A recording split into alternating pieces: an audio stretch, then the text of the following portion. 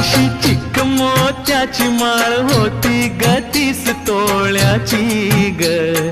चिक मोत्याची माळ होती ग 30 तोळ्याची ग. जसा गणपतीचा गोंडा चौरंगी लाल बावटा ग. गणपतीचा गोंडा चौरंगी लाल बावटा ग.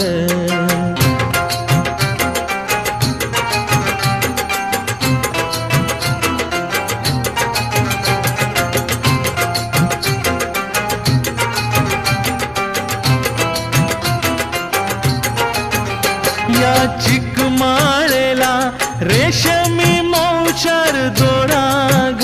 या चिक माळेला रेशमी मौचार दोराग. मऊ रेशमाच्या दोऱ्यात नवरंगी माळ ओविली ग.